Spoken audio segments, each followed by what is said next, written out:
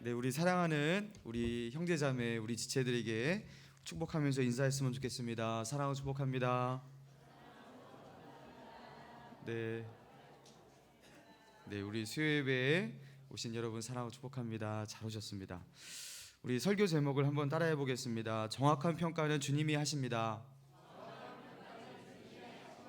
네, 정확한 평가는 주님이 하십니다라는 제목으로 같이 말씀을 중심으로 은혜를 나눴으면 좋겠습니다.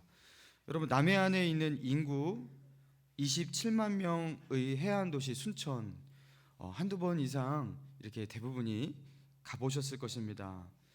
순천이 도시라고 하는데요, 사실 변변한 기업이나 산업시설 하나 없는 미래가 없는 도시였습니다.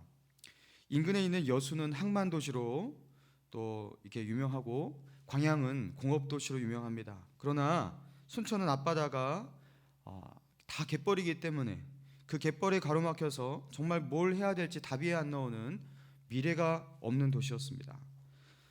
그런데 어느 날 순천에 새로운 시장이 부임해서 순천시 발전을 위해서 고민을 시작했는데요. 어떤 산업을 순천의 주력 산업으로 이렇게 키워낼까 하면서 고민을 했던 거예요.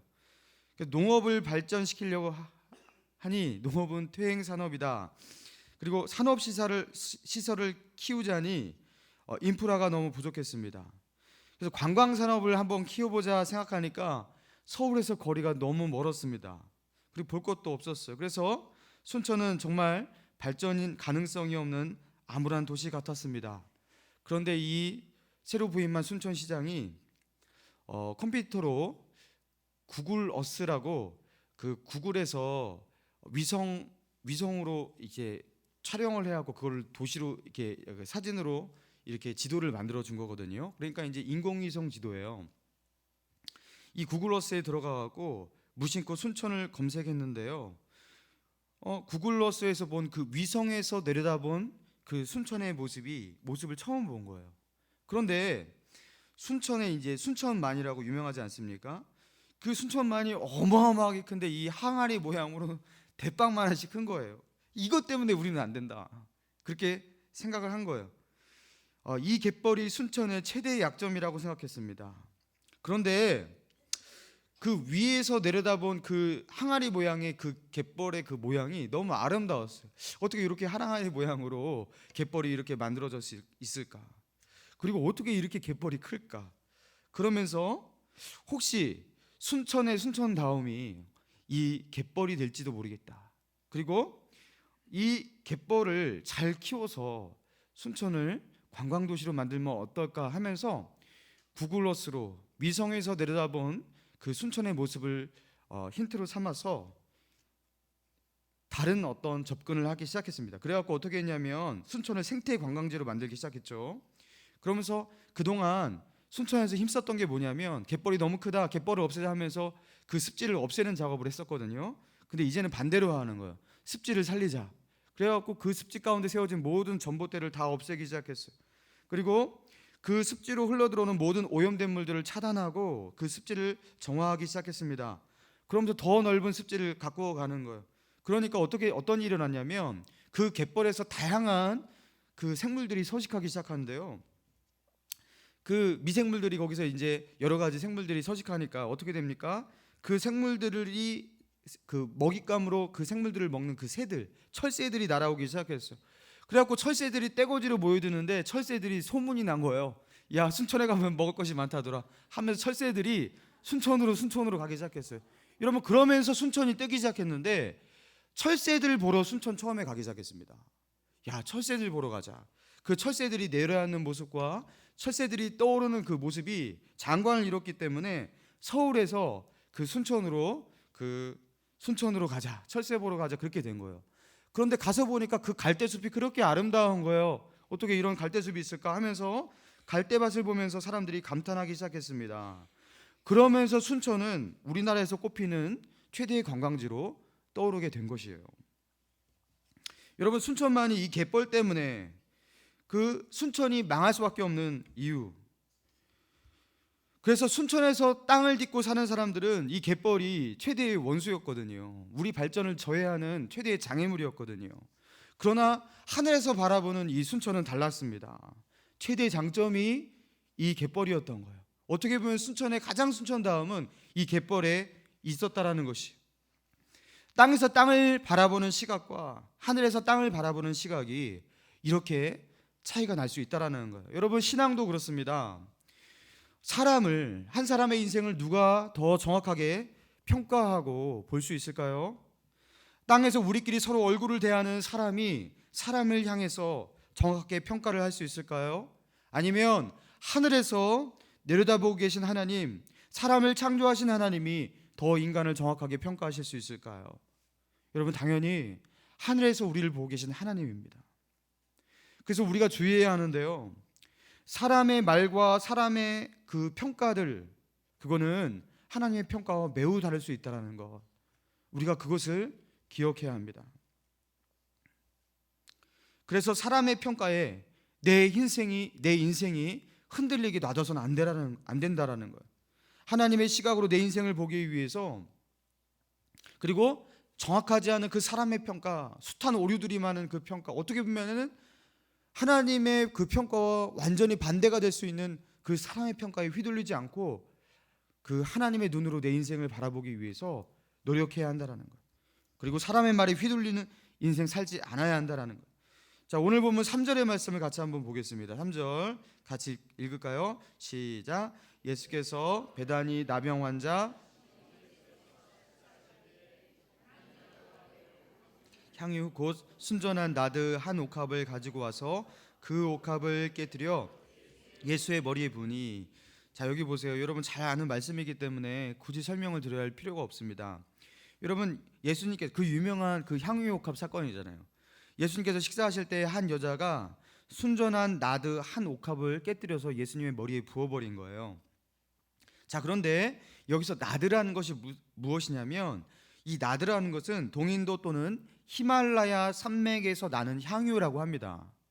동인도라든가 히말라야에서 나는 그 향유를 팔레스타인에서 쓰고 있다라는 게 것이라면, 여러분 이거 귀한 것이잖아요.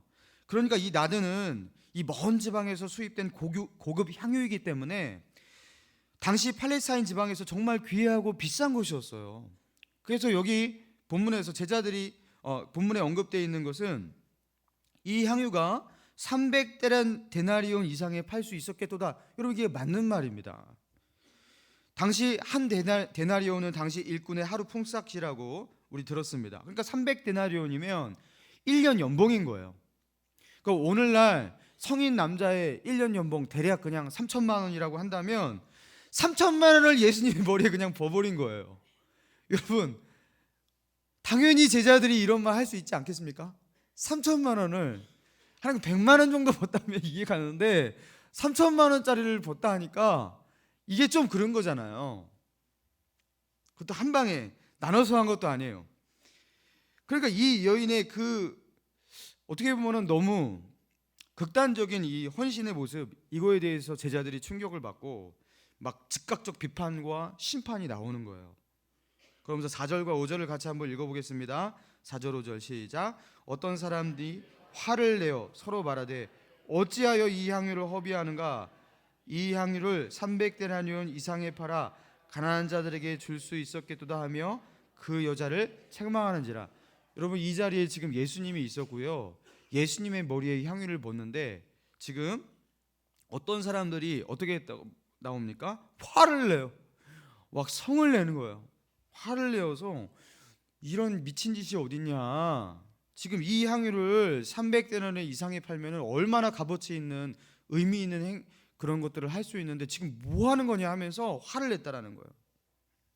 그러니까 지금 이 행위가 얼마나 허비이고 낭비냐는 것이죠. 그리고 예수님이 생각하실 때도 자신들이 말하는 이 말이 맞다고 생각해서 확신해서 예수님을 앞에 두고 이렇게 화를 냈던 것 같습니다.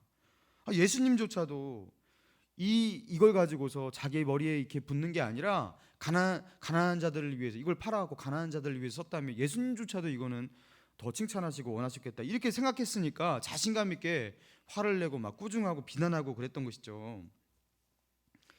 참 설득력 있고 옳은 판단 같아 보였습니다. 그리고 이 여인의 행위는 충동적으로 저지른 실수이고 낭비 같아 보였습니다. 그러나 이렇게 분위기가 몰려가고 있을 때 어떻게 됩니까? 그와 정반대의 전혀 예상치 못한 평가가 예수님의 입에서 나오는 것이죠. 자, 6절, 7절, 8절, 9절이 그것인데요. 자, 8절과 9절만 한번 읽어보겠습니다. 8, 9절입니다. 시작. 그는 힘을 다하여 내 몸에 향유를 부어 내 장례를 미리 준비하였느니라. 내가 진실로 너희에게 이르노니 온 천하에 어디서든지 복음이 전파되는 곳에는 이 여자가 행한 일도 말하여 그를 기억하리라 하시니라. 자, 예수님은 이 여인이 예수님의 장례, 예수님의 죽으심을 준비하는 아주 구속사에 있어서 역사적인 행위였다, 이렇게 말씀하시는 거예요. 그러니까 그 누구도 예수님이 십자가에 죽으시는 그 사건에 대해서 준비하는 사람이 없었잖아요. 그런데 이 여자가 이걸 준비하고 있었다라는 거예요. 이 여인이 깨뜨린 그 이 향유옥합, 이거는요 예수님의 장례를 준비하는 그런 행위였다는 거예요. 너희들은 모른다, 그런데 나는 안다라는 거예요.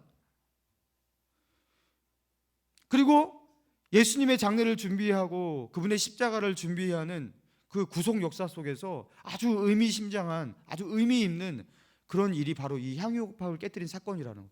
너희는 모르지만 예수님은 알고 계셨던 거죠. 그래서 예수님은요 도리어 이 여인을 꾸중했던 그 사람들을 굉장히 무안하게 만드십니다. 여러분, 제자들의 그리고 사람들의 평가와 그리고 모든 사람의 평가예요. 이거는 몇몇의 평가가 아니라 모든 사람들의 일반적인 시선과 평가와 그리고 예수님의 평가가 얼마나 다른지 한번 보자는 것입니다. 다른 사람들에게는 냉혹한 비판을 받았는데 그것도요 예수님 주위에 있는 사람들로부터요. 그런데 뭐 그런 말을 듣고 이 여인이 얼마나 위축되고 마음이 힘들었겠습니까? 만약에 예수님께서 이 말씀을 하시지 않았더라면 이 여인은요, 맞아, 내가 미쳤지, 이렇게 생각할 수도 있을 거예요. 정말 그건 아니었어, 정말로 그거를 위해서 다른 것을 쓰는 게 낫었을지도 몰라 하면서 자기가 정말로 큰 잘못을 저지른 줄 알고 평생을 살아갈 수 있을지도 모르겠어요. 그런데 예수님의 평가가 그 즉시 이 여인에게 들렸기 때문에, 그리고 제자들과 주위에 있는 사람들의 그 모든 평가를 뒤집고도 남는 것이었기 때문에 이 여인은 자신의 행동에 대해서 당당해지고 자유해질 수 있었던 것입니다.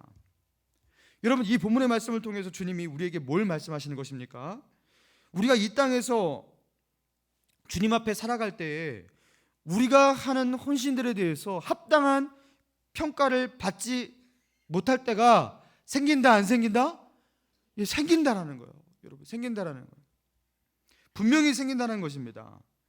그래서 우리가 하나님 앞에서 정말로 칭찬받을 만한 하나님 바라보고 한 그 행위에 대해서 사람들은요 전혀 그렇게 생각하지 않는 그런 올바른 평가를 받지 못하는 어떤 그런 행위가 우리 삶 가운데 분명히 있다라는 거예요.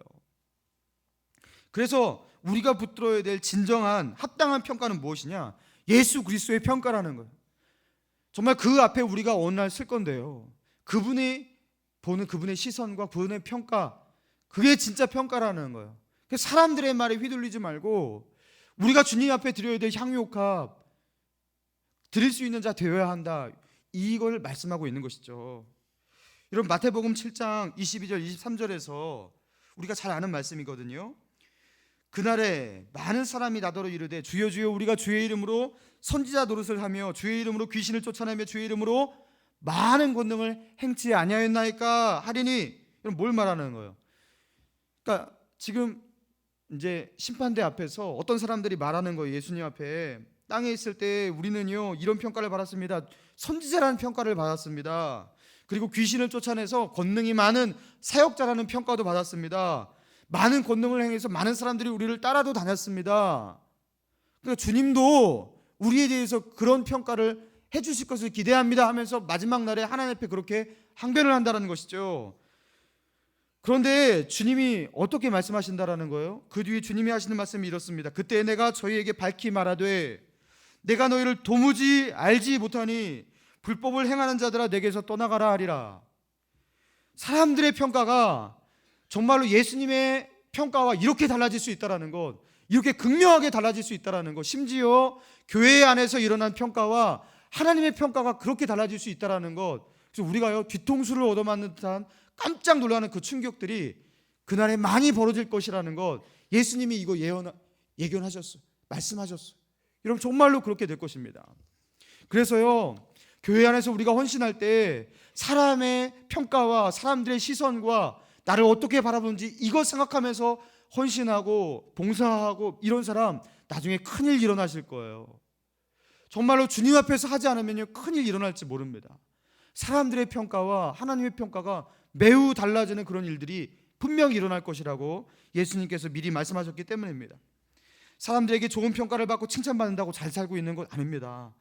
주님 앞에 좋은 평가를 받아야지 잘 사는 것이, 사람들 앞에 추앙받고 인기를 얻으면 잘 사는 것이 아니에요. 보이지 않는 것을 보고 계시고 우리의 생각과 우리의 뜻을 감찰하시고 우리의 인생 전체를 한눈에 꿰뚫어 보시는 그 하늘의 하나님, 그분 앞에 인정받아야 하는 것입니다. 제가요, 전에 모든 것을 변화시키는 격려라는 이 제목의 이 책에서 스크랩한 내용인데요, 이 책에 보면 소위 전문가, 그 어떤 분야의 권위자라고 불리는 사람들의 그 말이 얼마나 오류가 많았고 틀렸고, 전문가라는 사람들의 그 말을 들으면 큰일 날 뻔한 그런 일들, 여러분 이런 일들의 그 사례들을요 이렇게 나열을 했었어요. 영국의 학술 원장이었던 켈빈 경, 이 켈빈 경이 학술 원장이에요. 대단한 이 지식이 있는 사람이었습니다. 물리적 지식도 있고요. 이 친구가 비행기를 발명하려는 것이 얼마나 허무한 일인지를 이렇게 한마디로 말했습니다. 공기보다 무거운 물체는 공기 위에 뜰 수가 없다. 절대로. 그래서 공기보다 무거운 기계는 하늘을 날 수 없다. 이렇게 말을 했어요. 여러분 그런데 어떻게 됐습니까? 조금 있다가 라이트 형제가 바로 날았습니다. 그리고요 수백 톤이나 되는 보잉 747은요 하늘을 잘도 날고 있습니다. 전문가가 한 말이에요. 미국의 특허청장입니다. 미국의 특허청장인 찰스 듀얼이 이런 말을 했었어요. 발명되어질 수 있는 모든 발명은 다 발명되었다. 앞으로는 발명이 안 나올 것이다. 이렇게 말을 했어요. 그런데 이 정도의 발명이 나왔다면 더 이상 미래는 발명할 수 있는 발명거리가 소진되어서 더 이상 안 나올 거라는 것이죠. 그런데 항상 지난 20년간의 인류 역사의 지난 20년간의 최신에서 지난 20년간의 발명은 그동안 쌓아왔던 모든 인류의 역사의 발명을 초월할 정도로 그렇게 많다고 해요. 특허도 그렇게 많고요. 항상 시간이 갈수록 발명은 더 폭발하고 있습니다. 노벨 물리학상 수상자였던 노벨 물리학상을 수상했던 로버트 밀리켄이 이런 말을 했어요. 인간은 원자력을 활용할 가능성이 전혀 없다. 여러분 우리나라는 원자력 발전소가 없으면요 이게 전혀 돌아가지 않습니다. 원자력을 통해서 뭔가를 얻을 수가 없다라고 했어요. 단정지어서. 그런데 원자력은요 지금도 우리 세계에서 최대 에너지 자원입니다. 전기를 끌어다 쓸 수 있는. 여러분 이들은요 자기 분야에서 전문가이고 또 그 전문가로서 권위를 가지고 이 내뱉고 한 말이었어요. 여러분 그런데 역사가 증명하지 않습니까? 전문가 권위자들이 했던 그 평가와 그 말들이 여지없이 틀린 것들. 여러분 그래서 우리가요 이렇게 전문가들도 틀릴 수 있는데 자기 분야에서 하는 그 내놓는 그 단언도 이렇게 많이 틀리는데 여러분 신앙의 레이스에서 사람의 말이 휘둘리면 안 되는 거예요. 이거는요 하나님 말만 믿고 가야 되는 것입니다. 때로는 나를 정말로 위하시는 나의 부모님이 내리는 판단과 평가조차도 틀릴 때가 많아요. 나를 정말로 위한다고 충고해주는 그 친구의 조언이 틀릴 때가 많아요. 내가 하는 일이 정말 옳은 일이었어요. 그런데 그 옳은 일을 하는데도 불구하고 아무에게도 격려받지 못하는 그런 일들이 일어날 때도 있습니다. 이 중에 목자로 헌신하는 분들 많으시죠?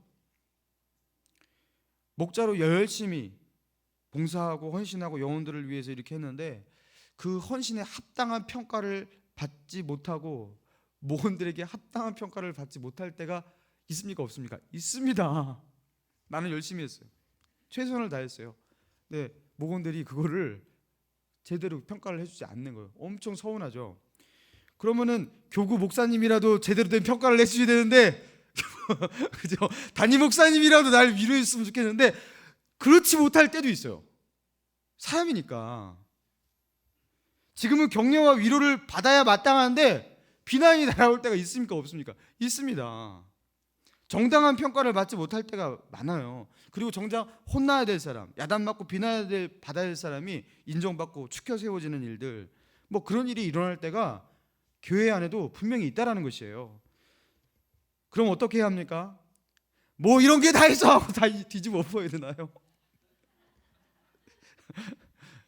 그때는요, 귀를 기울여야 됩니다. 누구의 소리에 귀를 기울여야 합니까?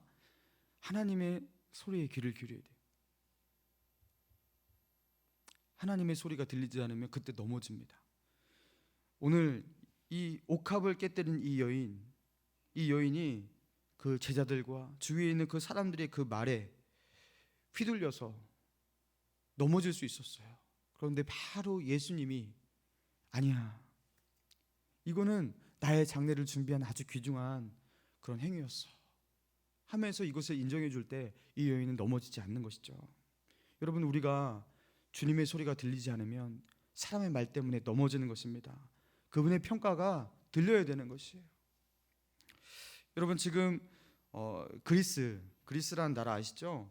여러분, 이 그리스가 경제 파탄을 맞이하고 홍역을 앓고 있는데요. 그리스 사태라고 하잖아요. 그 실업률이 역대 최고를 기록하고 있고 국가 신용도 바닥입니다.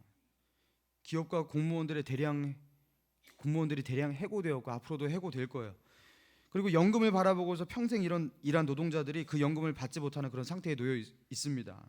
그리고 지금도 그리스 사태는요, 어떻게 해결할지 해결 방도를 찾지 못하고 있는데요. 여러분, 한때 그리스는 유럽에서 그렇게 빠지지 않는 선진국 중에 하나였다는 것이죠. 그런데 왜 이렇게까지 그리스가 몰락하게 되었을까? 전문가들은요, 예외 없이 30여 년 전의 이야기를 합니다.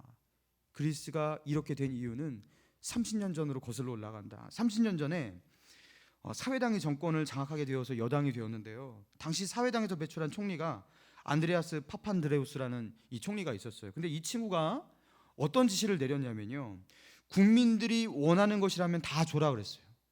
국민들이 원하는 것이라면. 그러면서 이제 분배와 복지를 국정에서 최우선순위에 두고서 국가 재원을 다 쏟아붓기 시작했습니다. 그러면서 여당으로서 계속해서 여당으로 남기 위해서 어떻게 했냐면 국민들의 인기를 얻어야 되잖아요. 그러니까 일자리 창출하고 이렇게 해야 되잖아요. 그러니까 어떻게 했냐면 국가 산업이라든가 산업 기반이 너무나 없으니까 어떻게 했냐면 국가 공무원을 대거 채용한 거예요. 공무원의 수를 엄청 늘린 거예요. 그래서 지금도 그리스 인구가 1,100만이거든요. 근데 공무원 숫자가 100만이에요. 그러니까 전 국민의 10분의 1이 공무원인 거예요. 그래서 공무원들이 얼마나 많아서 얼마나 할 일이 없었으면 오후 2시 반에 퇴근했대요. 너무 할 일이 없으니까. 자, 그렇다면 이 비대해진 공무원 조직을 먹여 살리려면 어마어마한 세금을 걷어들였는데 세금은 또 안 걷었어요. 왜요? 세금을 많이 걷어서 이렇게 하면 표를 또 잃잖아요.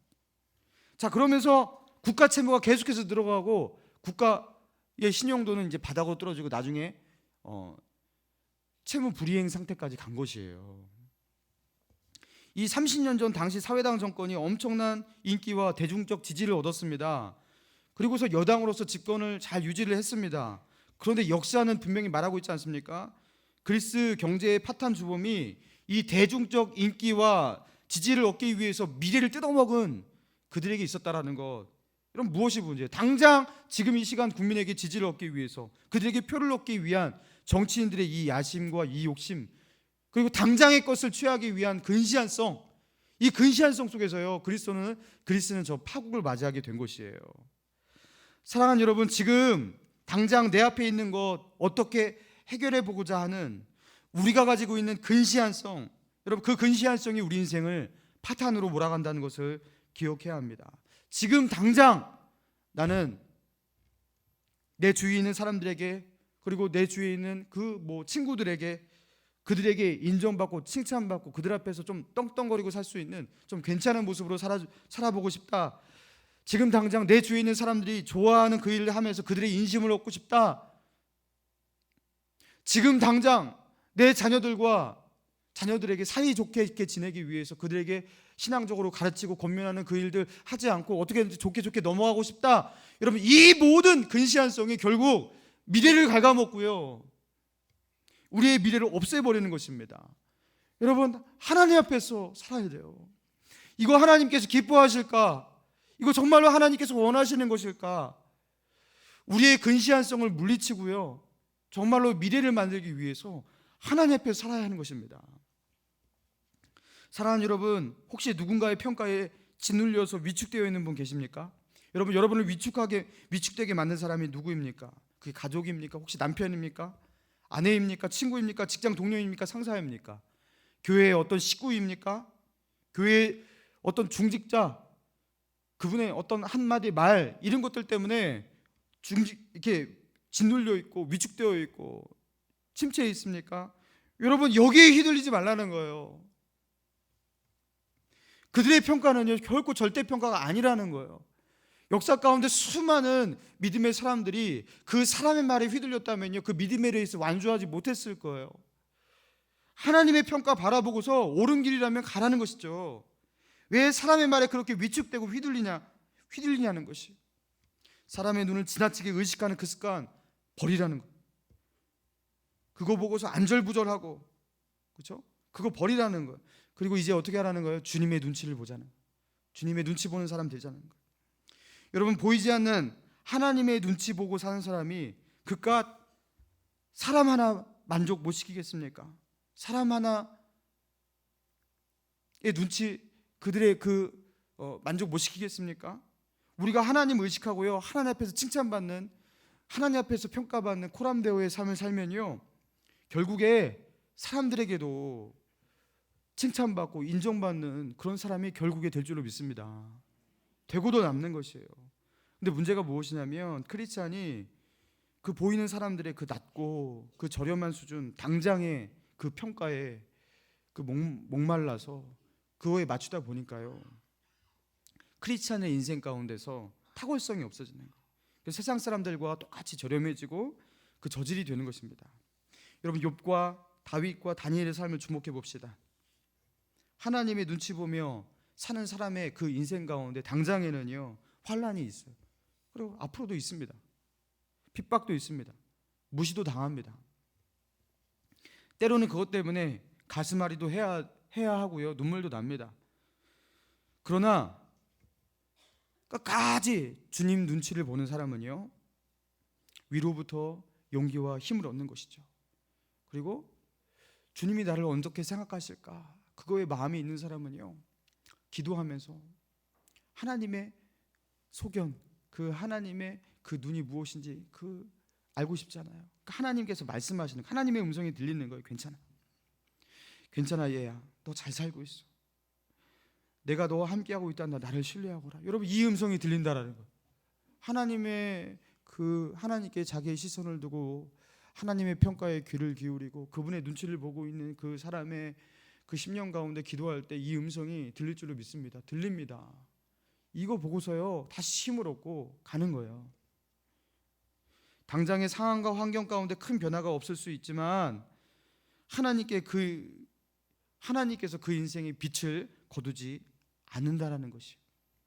시편 34편 19절에 이런 말씀이 있어요. 우리 같이 한번 따라해 볼까요? 의인은 고난이 많으나 여호와께서 그의 모든 고난에서 건지시는도다. 의인은 고난이 많으나 여호와께서 그 모든 고난에서 건지시는도다. 할렐루야. 여러분, 이거 믿으셔야 됩니다. 여러분, 의인은 고난이 많습니다. 당장에 거치는 것이 굉장히 많습니다. 그러나 하나님께서요, 그 고난에서 건지셔요. 결국엔 된다. 지금 당장이 문제지 결국엔 된다. 여러분, 이거 믿고 가는 거예요. 오늘 이 순전한 나드 향유옥합을 주님께 부은 이 여인의 헌신을 향해서 주님이 어떻게 말씀하셨어요? 9절에 보니까 내가 진실로 너희에게 이르노니 온 천하에 어디서든지 복음이 전파되는 곳에는 이 여자가 행한 일도 말하여 그를 기억하게 되리라. 여러분, 이 말대로 됐습니까? 안 됐습니까? 여러분, 됐어요. 지금도 제가 지금 말하고 있잖아요. 여러분, 예수님의 복음이 전파되는 곳에 이 여인의 말은 항상, 이거 여기에만 기록된 게 아니라 성경 다른 곳에도 있잖아요. 주님의 말씀대로 지금 복음이 전해지는 어느 곳에서도요, 이 여인의 이야기는 계속해서 전해지고 있습니다. 여러분, 1000만 명의 사람의 평가보다 한 분 하나님의 평가가 이기는 줄로 믿습니다. 사람의 눈치 보지 말고 주님의 눈치 보고, 그리고 주님의 평가에 귀를 기울이는 인생 살아가는 저와 여러분 되기를 주님의 이름으로 축원합니다. 우리 같이 한번